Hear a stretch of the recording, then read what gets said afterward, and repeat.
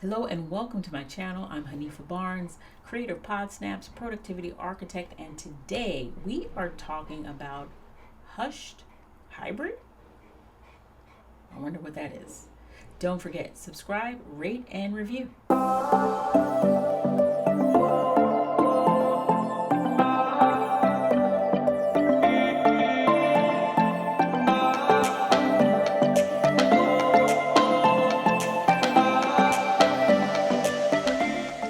So I'm sure you all remember post-pandemic, a lot of these different kind of office theories were coming out around how people were working.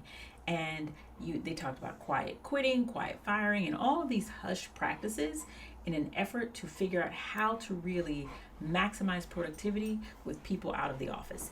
And what came out of that was leaders, managers, supervisors started equating presence with performance in the office, which is actually not always the case.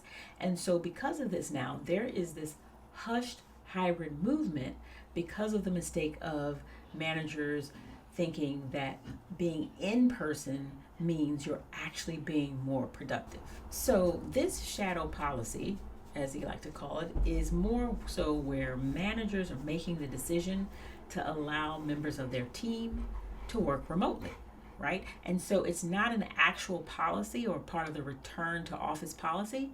It's more so something that allows managers more flexibility with their team in the hopes of garnering more productivity.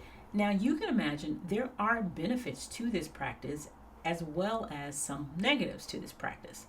The benefits include a few things, namely allowing the manager flexibility and autonomy to support their team members. By doing so, your team members feel like you're prioritizing their needs, and it also helps build team morale and trust during a time when people feel like they're more productive at home. In fact, research shows that people are happier and more productive when they're able to work from home.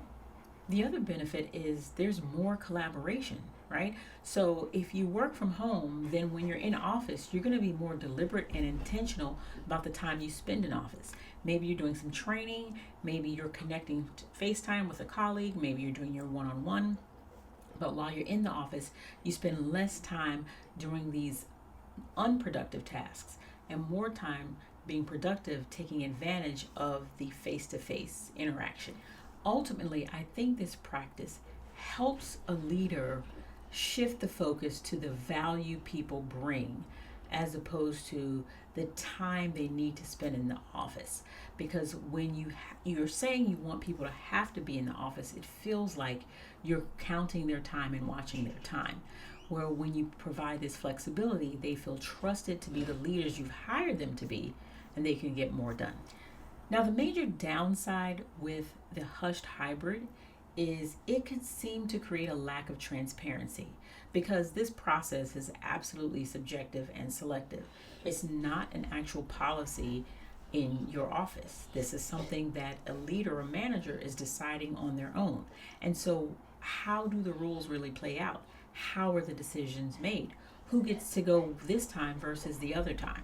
Right? So those types of questions can create some concern around transparency and even fairness. So the challenge will be in ensuring that the expectations and communications are consistent within your team when you're considering a hushed hybrid approach.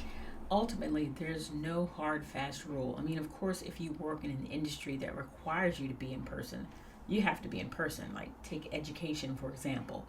But if you are in an industry where there is some flexibility and that flexibility presents itself, as a leader, I think it's important for you to consider all your options and consider all the strengths and weaknesses of your team and how folks work together. I do know that there are some places that are doing 2 days a week work remotely, 3 days in the office, and vice versa. Ultimately, I think it's about investing in your team, believing in your team, and trusting your team, and then executing as a leader based on that.